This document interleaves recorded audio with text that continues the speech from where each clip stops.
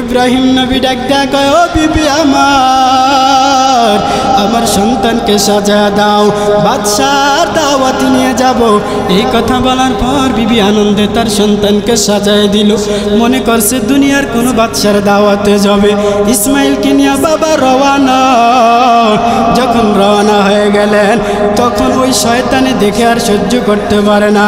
ইব্রাহিমের এই কোরবানি দুনিয়ার মানুষ দেখে ফেললে মুসলমান চলে আসবে, ইব্রাহিমের ধর্মকে কবুল করে নিবে। না না, আমার ওয়াসওয়াসা দেওয়াই লাগবে।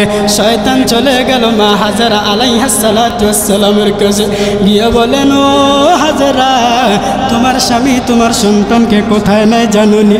কয় বাচ্চার দাওয়াতে। কয় না না, তোমার স্বামী তোমার সন্তানকে কুরবানি দেওয়ার জন্য নেয়।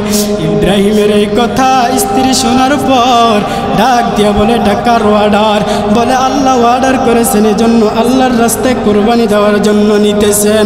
ইব্রাহিমের স্ত্রী হাজেরা আলাইহিস সালাতু ওয়াস সালাম এই কথাটা শোনার পর ডাক দিয়া কয়, রে শয়তান, শুনে নাও, আমার আল্লাহ যদি আমার আরো সন্তান দান করতো আর আল্লাহর জন্য কুরবানি দেওয়ার জন্য যদি বলতো, আমার যত সন্তান থাকতো আমি সবগুলা আল্লাহর রাস্তায় কুরবানি দিয়া দিতাম। আতর গোলাপ সুরমা চোখে মাখায়া ইসমাইলকে দাও গো বিবি সাজায়া, ইসমাইলকে দাও গো বিবি সাজায়া। চলো বাবা চলো ইসমাইল দাওয়াতে, শয়তানে সে ধোঁকা দিল ইসমাইলকে, শয়তানে সে ধোঁকা দিল ইসমাইলকে। শয়তান বলে, ওহে ইসমাইল শুনছনি, তোমার বাবা দিবে তোমায় কুরবানি, তোমার বাবা দিবে তোমায় কুরবানি। এলাহিয়া লামিনা আল্লাহ রাব্বানি, ইসমাইলকে দাও গো তুমি কুরবানি, ইসমাইলকে দাও গো তুমি কুরবানি। কুরবানি যখন দিবেন বাবা আমারে, রক্ত যেন নাহি লাগে কাপড়ে, রক্ত যেন নাহি লাগে কাপড়ে, সে কাপড়ে রক্ত দেখলে আম্মা জান পাখির মতন উড়ে যাবে, তাহার প্রাণ পাখির মতন উড়ে যাবে, তাহার প্রাণ। আমাদেরকে আজকে পবিত্র জিলহজ মাসের পবিত্র জুমায় আল্লাহর ঘর মসজিদে আসার বসার তৌফিক আল্লাহ দান করেছেন। সেজন্য মহান মালিকের দরবারে কালিমাতে শুকর আদায় করে জবান খুলে পড়ি আলহামদুলিল্লাহ। আমি আপনাদের সামনে দুটো কথা বলার নিয়তে মহাগ্রন্থ আল কোরআনুল কারীম থেকে একখানা আয়াতে কারিমা তেলাওয়াত করেছি। রাসূল আকরাম সাল্লাল্লাহু আলাইহি ওয়া আলিহি ওয়াসাল্লামের অসংখ্য অগণিত হাদিস থেকে আমি আপনাদের সামনে একটা হাদিস পাঠ করেছি। আল্লাহ রাব্বুল আলামিন যাতে করে কোরআন ও হাদিসের সংক্ষিপ্ত আকারে কিছু কথা আমাকে ইখলাসের সাথে বলার এবং আপনাদেরকে আমলের নিয়তে শ্রবণ করার জন্য তৌফিক আল্লাহ দান করুন, পড়েন আমিন। আমি যে পবিত্র কালামুল্লাহ শরীফ থেকে আয়াতে কারিমা তেলাওয়াত করেছি, আল্লাহ বলেন লা ইয়ানালাল্লাহু লুহুমুহা ওয়ালা দিমাউহা। আল্লাহ বলেন তোমরা যে আমি আল্লাহর রাস্তায় কুরবানি দান করবা, কুরবানি দিবা, আমি আল্লাহ বলেছিলাম তোমরা আমি আল্লাহর জন্য কুরবানি দাও। আল্লাহ বলেন ইন্না সালাতি ওয়া নুসুকি, তোমরা আমি আল্লাহর জন্য নামাজ পড়বা, আমি আল্লাহর জন্য কুরবানি দিবা। আরেক জায়গায় আল্লাহ বলেন ফাসাল্লি লিরাব্বিকা ওয়ানহার, তোমরা আমি রবের জন্য নামাজ পড়ে নাও এবং আমি রবের জন্য ওয়ানহার কুরবানি দাও। তোমরা কুরবানি দিবা বস্তু, এই বস্তুর গোশত কিন্তু আমি আল্লাহর দরবারে আসবে না। লা ইয়ানালাল্লাহ, আমি আল্লাহর দরবারে কিন্তু পৌঁছবে না, আসবে না। লুহুমুহা, তোমরা যে বস্তুটা আমি আল্লাহর রাস্তায় কুরবানি দিবা, ওয়ালা দিমাউহা, যে বস্তুটা আমি আল্লাহর রাস্তায় কুরবানি দিবা ওই বস্তুর কিন্তু রক্তগুলো আমি আল্লাহর কাছে পৌঁছবে না। তাহলে আল্লাহর কাছে কি পৌঁছবে?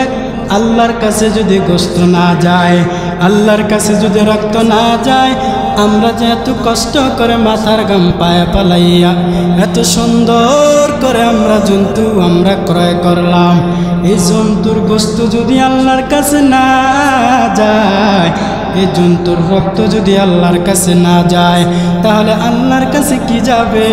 আল্লাহ বলেন ওয়ালাকিন ইয়ানালাহুত তাকওয়া।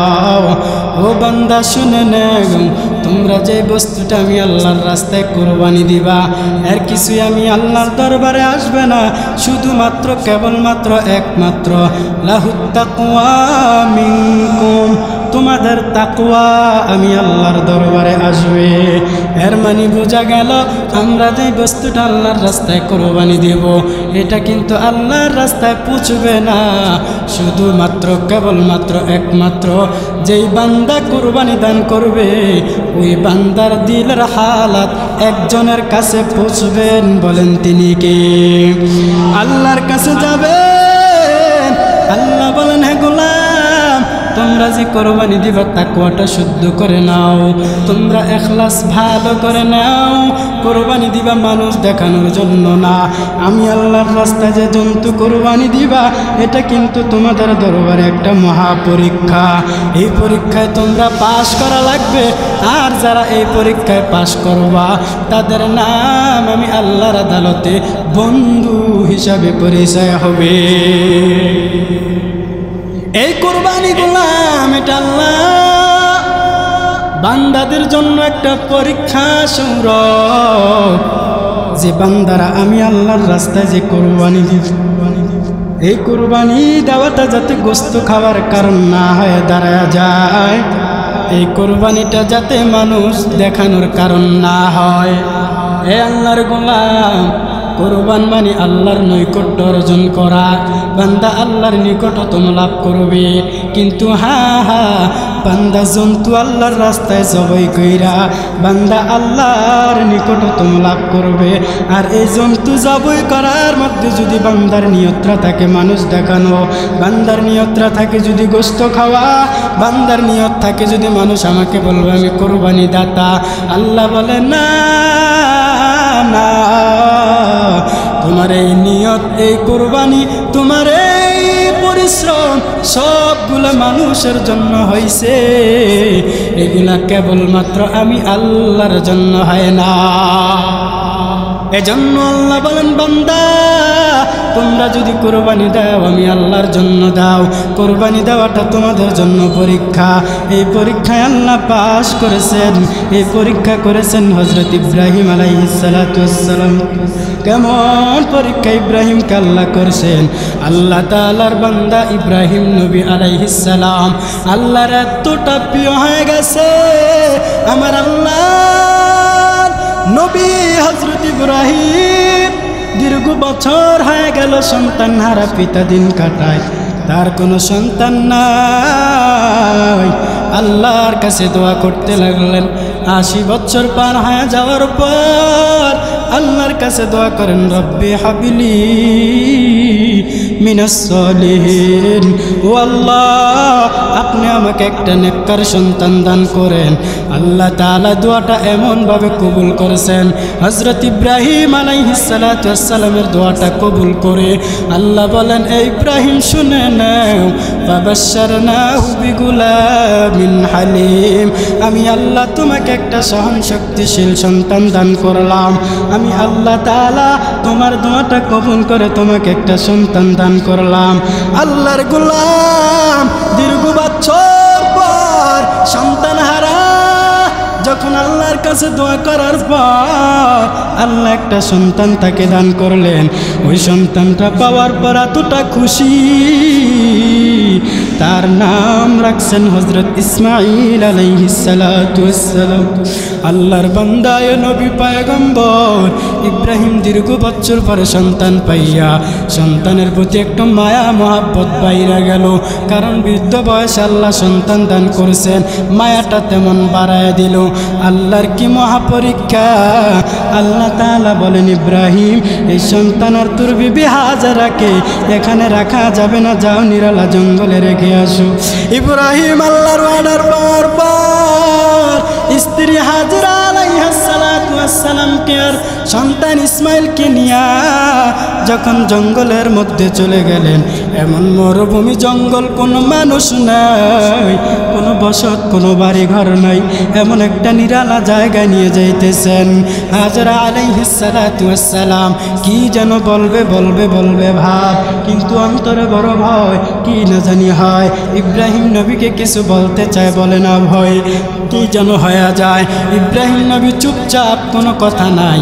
মা হাজরা আলাইহিস সালাতু ওয়াস সালামকে নিয়া সন্তান ইসমাইলকে নিয়া ওই মরুভূমি এলাকার মধ্যে চলে গেলেন, যার ডাইনে বামে সামনে পিছনে কোনো বাড়িঘর নাই। ওইখানে রাইখা আসেন আল্লাহ তাআলার পয়গম্বর তার স্ত্রী আর সন্তানকে ওখানে কিছু পানি আর খেজুর দিয়া কিছু খাবার দিয়ে জঙ্গলের মধ্যে রাখি আসে। ওই হাজরা সহ্য করতে না পাইরা আল্লাহর পয়গম্বর তিনার স্বামীকে ডাক দিয়া কয়, ও স্বামী আমার, তুমি যে আমাকে আর ইসমাইলকে নিরালা জঙ্গলে রাইখা যাও, বলো এটা কি তোমার মন মতো কাজ করো না, কারো অর্ডার পড়ে গেছে? হাজরার এই কথা শোনার পর ইব্রাহিম নবী ডাক দিয়া কয়, ও বিবি আমার, আমি আমার মন মতো তোমাদেরকে এখানে রাখি নাই, আমি আমার গায়ের জোরে তোমাদেরকে এখানে রাখি নাই। এই জঙ্গলে রাখার জন্য আমাকে আমার মালিক আল্লাহ অর্ডার করে দিয়েছে। আমার নবী বলেন, লা তাআতা লি মাখলুকিন ফি মাসিয়াতিল খালিক, আল্লাহ আল্লাহর রাসূলকে বেজার করিয়া দুনিয়ার কোনো মানুষের কথা মানা যাবে না। আল্লাহ আল্লাহর রাসূলকে বেজার করিয়া স্ত্রী তার স্বামীর কথা মানা যাবে না। আল্লাহ আল্লাহর রাসূলকে অসন্তুষ্ট রাইখা স্বামী তার স্ত্রীর কথা মানতে পারবে না।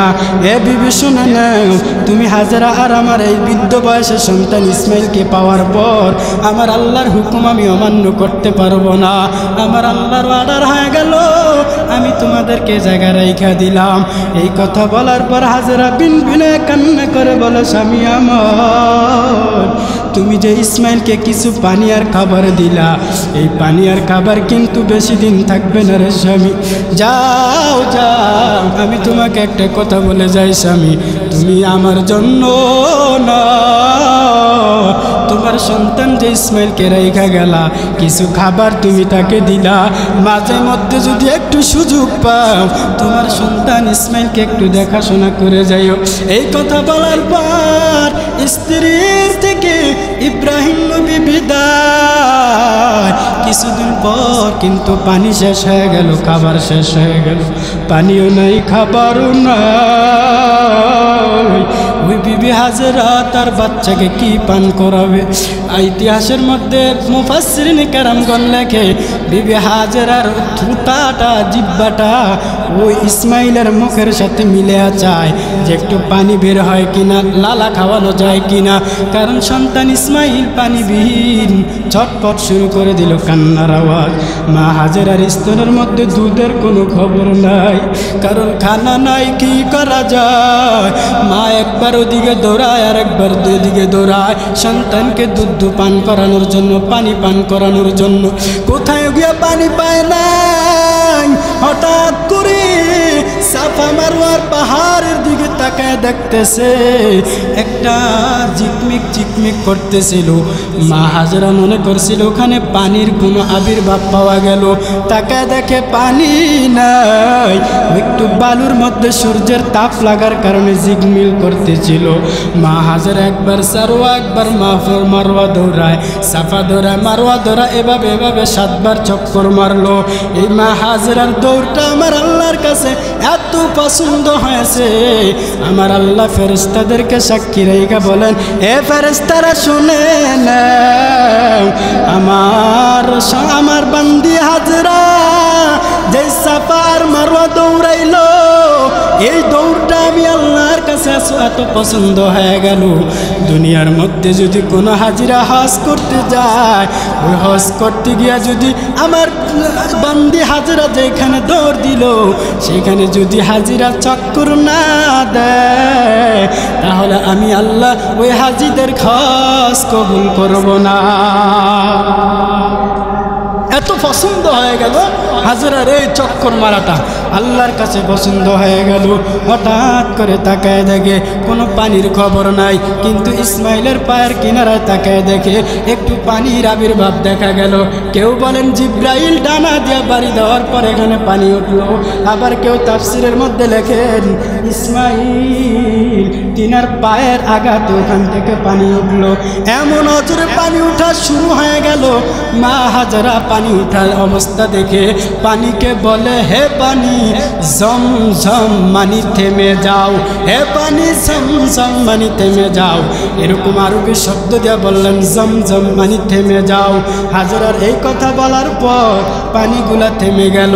কারণ হাজেরা যদি ওই দিন পানিকে ঝমঝম মানে থাম থাম না বলতেন, ইতিহাসের মধ্যে লেখা যায় এই পানিগুলা সারা বিশ্বের মধ্যে ছড়িয়ে পড়তো। ওই হাজেরা আলাইহিস সালাতু ওয়াস সালাম যখন বললেন জমজম পানি তুমি থেমে যাও, পানি থেমে গেল। আমার সাহাবাই কেরামরা, নবীর সাহাবাই কেরামরা পয়গম্বরকে জিজ্ঞাসা করলেন, ও পয়গম্বর, এই যে জমজম পানি এর কুফ কোন জায়গায়, এর কুফ কোথায় আছেন?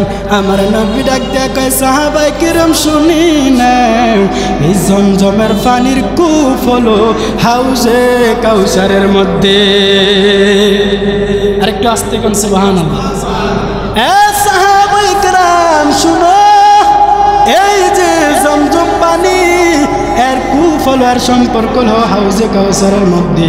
কিন্তু ওই যে হাজেরার সময় যে পানিগুলা উদ্বোধন হয়েছিল, আজ থেকে কিয়ামত পর্যন্ত ওই পানিগুলা এতটুকুই থাকবে।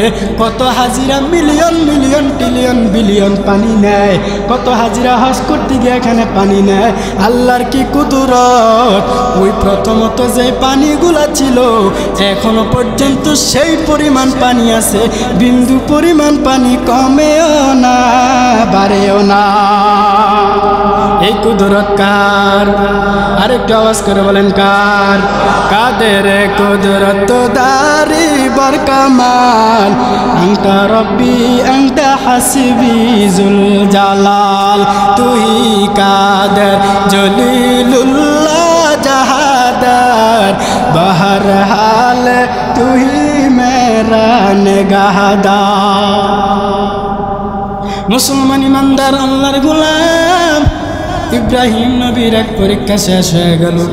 এবার ইব্রাহিম নবীকে আমার আল্লাহ স্বপ্ন যুগে দেখায়, ও ইব্রাহিম যাও যাও আমার রাস্তায় তুমি কুরবানি দাও। এই কথা আল্লাহ স্বপ্ন দেখানোর পর ইব্রাহিম নবীর স্বপ্ন ভেঙে যায়। পরের দিন 100 ওট আল্লাহর রাস্তায় কোরবানি দেয়। আবার পরের দিন আল্লাহ স্বপ্নে দেখায়, এ ইব্রাহিম আমি আল্লাহর রাস্তায় কোরবানি দাও। আবার আল্লাহর রাস্তায় কোরবানি দিল। তৃতীয়বার আবার স্বপ্ন দেখানো হলো, ইব্রাহিম যাও যাও তোমার প্রিয় বস্তু আমি আল্লাহর রাস্তায় কোরবানি দাও। যখন আল্লাহর রাস্তায় কোরবানির কথা বলছেন, তিনি এখন চিন্তা করতে লাগলেন, আমি বৃদ্ধ বয়সে একটা সন্তান পাইলাম, এই সন্তান হলো আমার কাছে বর্তমানে প্রিয়। আমার সন্তানকে মনে হয় আল্লাহর রাস্তায় কোরবানি দেওয়ার জন্য বলেছেন। ইব্রাহিম নবী আর দেরি করেন নাই, দেরি না করে এবার চলে গেলেন ওই জঙ্গলের মধ্যে। ওখানে গিয়ে তাকে দেখতেছেন কিছু ছেলে পেলেরা খেলাধুলা করতেছিল। এখানে আরো অনেক ঘটনা কিন্তু আছে, আমি সংক্ষেপে বলে গেলাম। কিছু ছেলেরা যখন খেলাধুলা শুরু করে, ইব্রাহিম নবী ডাক দিয়া বললেন, এ বাচ্চারা শুনে নাও, এখানে তোমাদের কাছে ইসমাইল নামের কোনো সন্তান আছে কিনা? হ্যাঁ অবশ্যই আছে। ওই যে ইসমাইল আর তার মা ছোট একটা কুড়ের ঘরের মধ্যে বসবাস করে। ইসমাইলের এই লোকেদের এই কথা শুনিয়া ইব্রাহিম নবী তার বিবির কাছে চলে গেল। ইসমাইলকে দেখার পর ডাক দেয়া কয়, ইসমাইল বাবা আয় আয়, তোর বাবার কাছে আয়। ইসমাইল তার বাবাকে চিনতে পারে নাই। হাজরা চোখের পানি ছাড়ে আর বিন বিনে কান্নার আওয়াজ দিয়া বলে,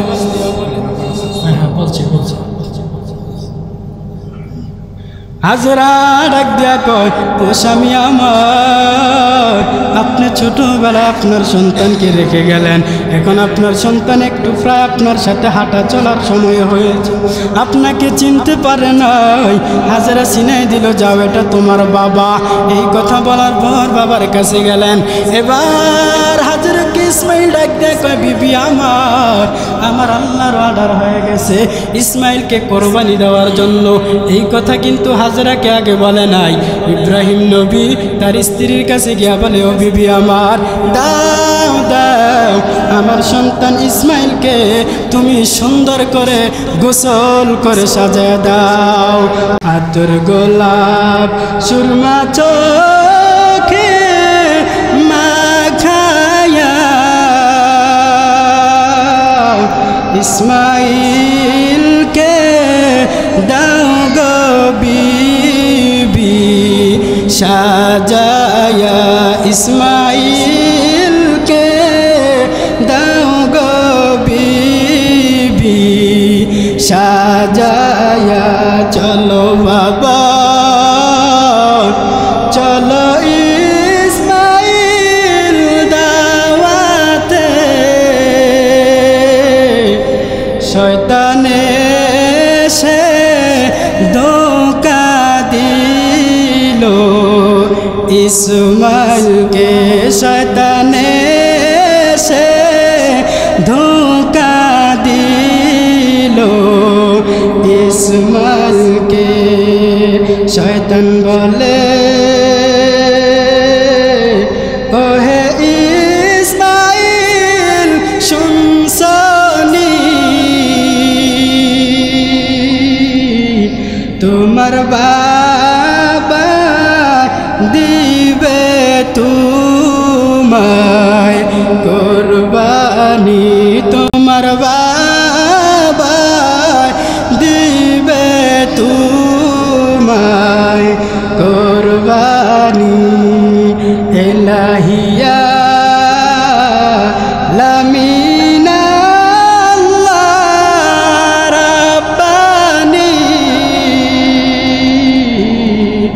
ইসমাইলকে দাও গো তুমি কোরবানি।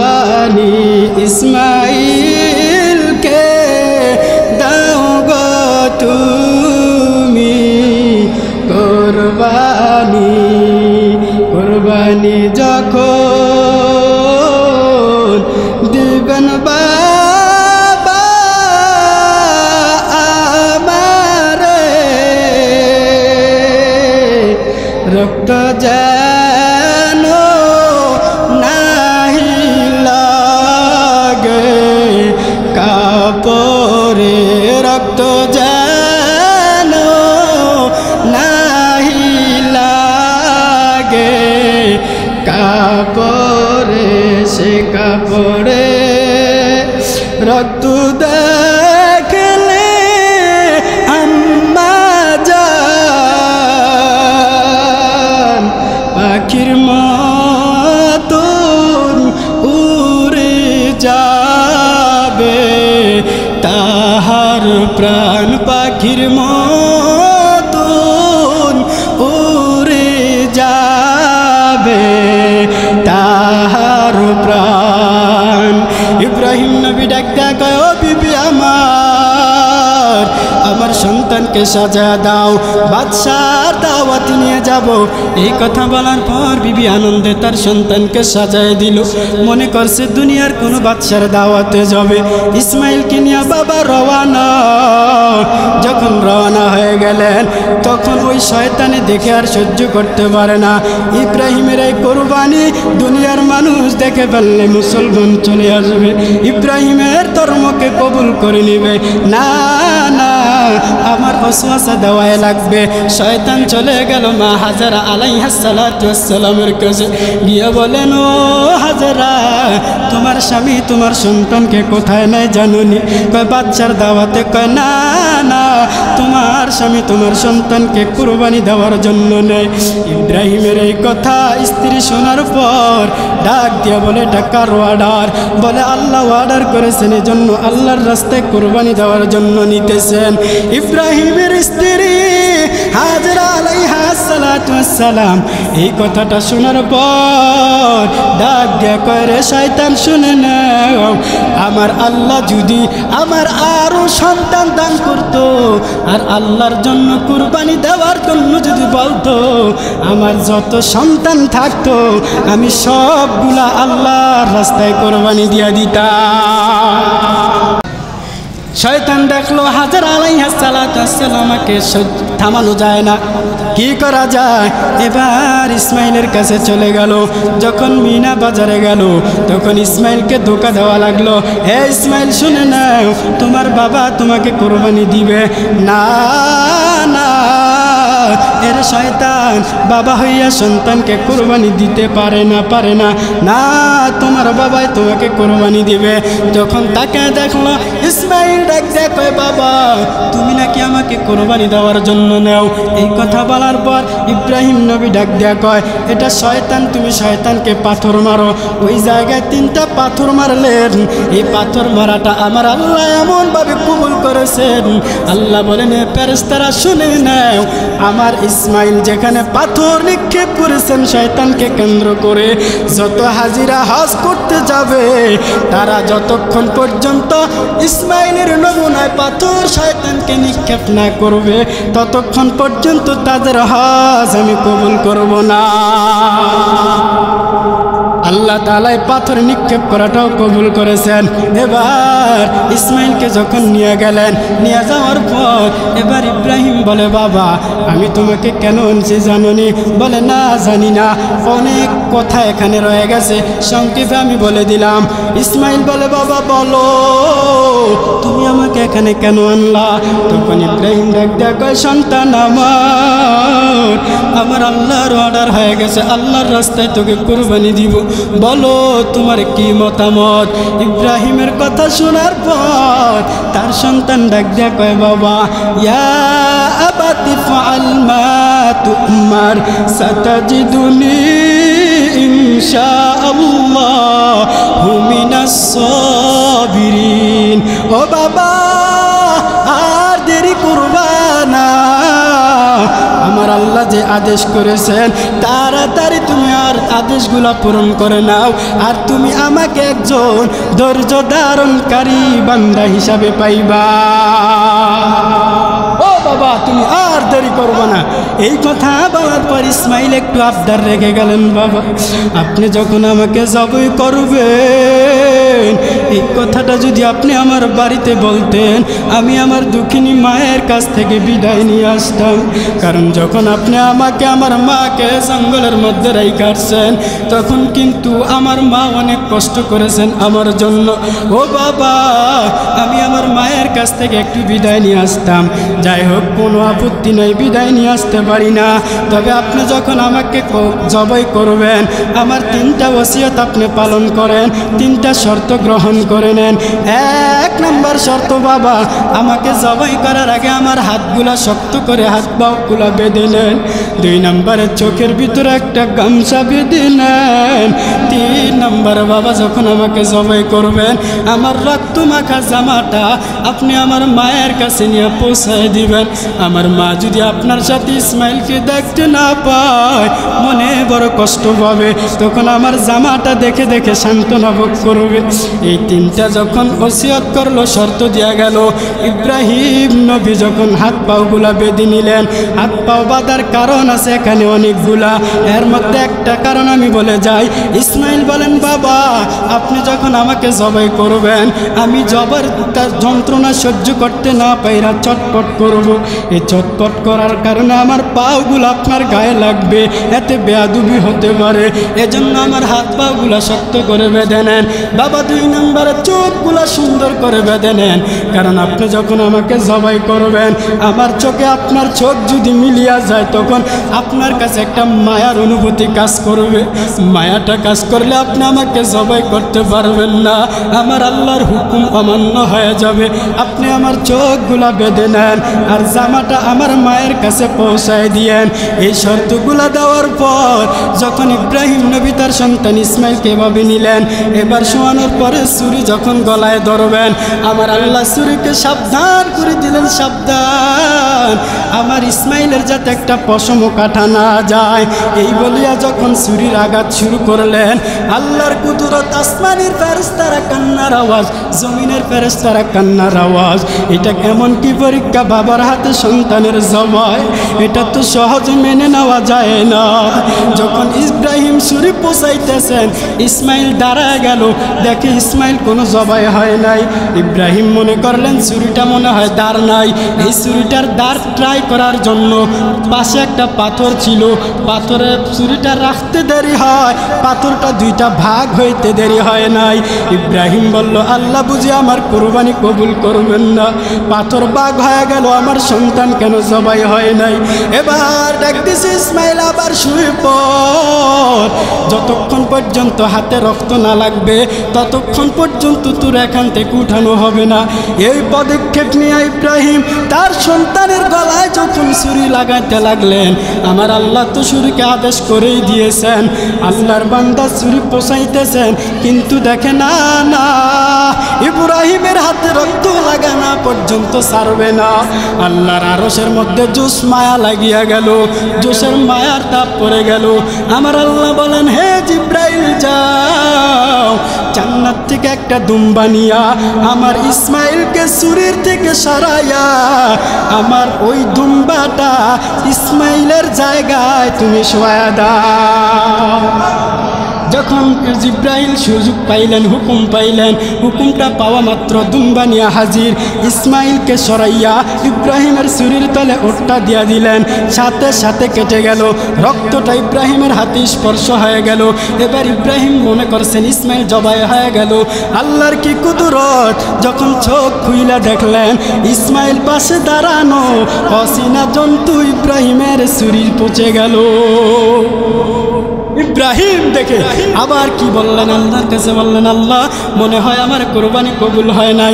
আল্লাহ বলেন, তোমার পরীক্ষা তুমি পাস হয়ে গেছো রে ইব্রাহিম, আর দেরি করার দরকার নাই, তোমাকে আমি পাস ঘোষণা দিলাম, এখন তোমার নাম হলো খলিলুল্লাহ। পরীক্ষায় পাশ হওয়ার পরে আল্লাহ তাআলা ইব্রাহিম আলাইহিস সালাতু ওয়াস সালামকে তার বন্ধু হিসাবে একটা উপাধি দিলেন, সেটার নাম হলো খলিলুল্লাহ। অর্থাৎ তিনার কুরবানি ছিল, জবান খুলে পড়েন তো কার জন্য? আরো আওয়াজ করে বলেন কার জন্য? তাহলে আমাদের যত কোরবানি ইনশাল্লাহ হবে হইতেছে, আমরা প্রত্যেকে ইনশাল্লাহ একজনের সন্তুষ্টির আশা করব। আওয়াজ করে বলেন তিনি কে? আল্লাহ তাআলা আমাদের সবাইকে আল্লাহকে সন্তুষ্ট করার জন্য কোরবানি দেওয়ার তৌফিক আল্লাহ দান করুন। আমিন। ওয়া আখির দাওয়ানা আলহামদুলিল্লাহি রাব্বিল আলামিন।